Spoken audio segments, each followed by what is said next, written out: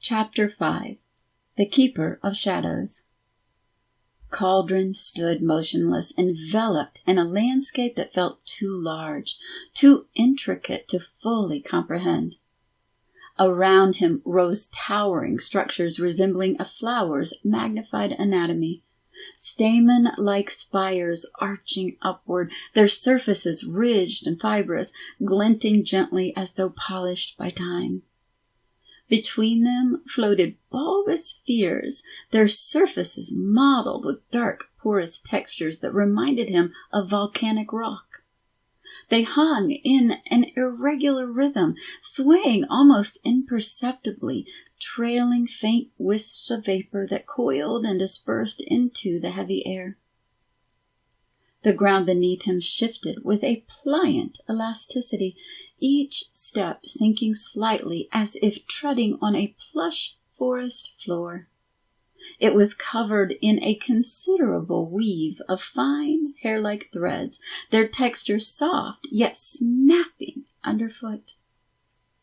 When Calderon moved, the terrain seemed to recoil, subtle movements rippling onward like a living echo, leaving behind faint impressions that slowly vanished. Overhead, vast tendrils twisted and spiraled, forming patterns that resembled frozen whirlpools. Their surfaces were rough and pitted, stamped with concentric grooves, and they spread outward perfectly, unfurling like the petals of a colossal flower. Faint streams of gas seeped from cracks in the tendrils, emitting a dull luminescence that coated everything in pale hues of amber and ochre. The air carried a weight that settled against his skin like a humid embrace. Its scent was sharp and earthy, layered with a note of decay, a mix of overripe fruit and soil rich with organic life. It wasn't unpleasant, but it was intrusive. A scent that pressed into him and lingered, settling in his lungs like sediment. Heaviness filled his chest, not suffocating, but oppressive, as though the air dictated admission. The melody that had accompanied him thus far returned, stuttered, its frail notes struggling to hold form. Calderon tightened his grip on the violin, the polished wood comforting beneath his fingertips. The familiarity of the instrument made him feel safe, anchoring him against the disorienting vastness surrounding him. He stepped forward, his footfalls hushed against the pliant ground, each step stirring faint motions from the spheres and spires around him. The deeper he moved, the more the environment seemed to shift. The spires leaned inward, their fibrous surfaces growing darker as though absorbing the faint light that clung to the air. The spheres drifted higher, their vapor trails dissipating. The ground beneath him became firmer, its pliant weave replaced by a hard, yet frangible surface that crackled faintly. And then the light vanished. The darkness was absolute. Calderon froze in place, his chest tightening as a sudden stillness overtook him. His sense of self wavered, disassembled into pieces, floating in the void. Time stretched and warped, each moment indistinguishable from the next. For an instant, or perhaps an eternity, he felt nothing. No violin in his hands, no ground beneath his feet, no boundary to his being. And then, from the void, came sound. Footsteps. They echoed, muffled, impossibly inaccessible, yet each step reverberating through the space with unnerving clarity. Calderon strained to pinpoint their origin, but the darkness refused to yield. The footsteps drew closer, their rhythm steady and deliberate, until they seemed to come from everywhere at once. The darkness shifted, taking on dimension and texture. Calderon's awareness returned in bits, the sense of his body piecing itself back together. He could feel the violin in his hands again, its familiar curves fitting perfectly against his grip, offering a quiet sense of belonging. The air brushed against his skin like icy tendrils. A shape began to emerge from shadows. A figure stepped forward. Its form was distinct, yet undefined. A mass of dark, twisting lines that coalesced into the vague outline of a person. As it moved closer, the lines sharpened, resolving into details Calderon recognized. The figure became him, or rather a version of him, its features younger, harder, its expression rigid. The shadow's eyes locked onto his, glowing faintly with a cold, pale intensity. Tilting its head when it spoke, its voice carried a rich depth and complexity. I am what you cast away. I am what you fear to see. The words struck like an axe. Calderon's clutch on the violin tightened as he stepped back, his pulse racing. Deep down, he already understood the shadow, though he wasn't ready to face it. You abandoned me, the shadow continued, stepping closer. Its movements were slow, deliberate.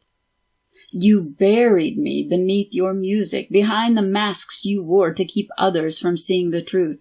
Do you think you can walk this path without confronting me? Calderon faltered. What do you want from me? The shadow's eyes narrowed. To be seen. To be played. The violin hummed faintly in Calderon's hands, as though responding to the words. He hesitated, confusion and fear warring within him. I don't know how, he whispered. The shadow extended a hand toward him, its edges still flickering like smoke. Yes, you do. Listen. Feel. I am not your enemy. I am the voice you refused to hear. But you hold the key. Your music. Play and let me speak. Calderon swallowed hard. His trembling hands adjusted the violin against his shoulder, his bow rising hesitantly. The shadow stepped closer, standing behind him now, a presence both menacing and reassuring. Its dark form seeped into the space around him, encircling him like a cloak. He drew the bow across the strings. At first, the sound was discordant. Fractured notes spilling forth, raw and splintered, matching the chaos he felt inside. Calderon winced, his instincts telling him to retreat, to smooth the sound into something palatable, but the shadow's voice echoed in his mind. Listen. Calderon stilled, closing his eyes. He released the need for control and allowed the sound to flow. The jagged notes deepened into something guttural and rich, a lament that shook through his body. The music carried all he had buried, anger, regret, defiance, truths he had been unwilling to face. The shadow's voice whispered through the music, blending with the violin's cry, Good, do not run from it, play all of me. Calderon began to move with the music, his bow slicing with greater conviction. The melody evolved, a harmony emerging where there had been none, each jagged note threading itself into the next like a tapestry. He poured his heart into it, not to overpower the shadow, but to give it voice. The darkness around him trembled. The shadow's form flickered, its sharp edges softening as though the music carved a place for it to belong. Calderon opened his eyes, his final note hanging in the air pure and resolute.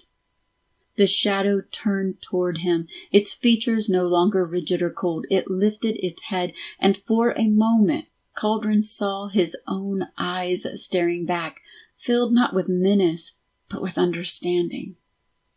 "Now you see me," the shadow whispered, its voice a thread of sound dissolving into the stillness. The figure disassembled into tendrils of darkness, spiraling inward until they converged with Calderon's chest. A warmth flooded him, an aching fullness that made him stagger. The void lifted. The light returned in soft golden waves. Calderon stood alone in a transformed space. The landscape shimmered, its spires softened into spirals of light, the ground beneath him smooth and reflective, as though he stood atop a quiet lake. The air was clean, the oppressive weight gone. Calderon touched his chest where the shadow had merged, feeling the completeness of it, no longer a fragment to be feared, but a part of him reclaimed. The violin vibrated softly in his hands, lighter than it had ever been. Ahead, a path opened, etched in radiant whirls of light. Calderon stepped forward, his music now a part of his truth, his resolve steady.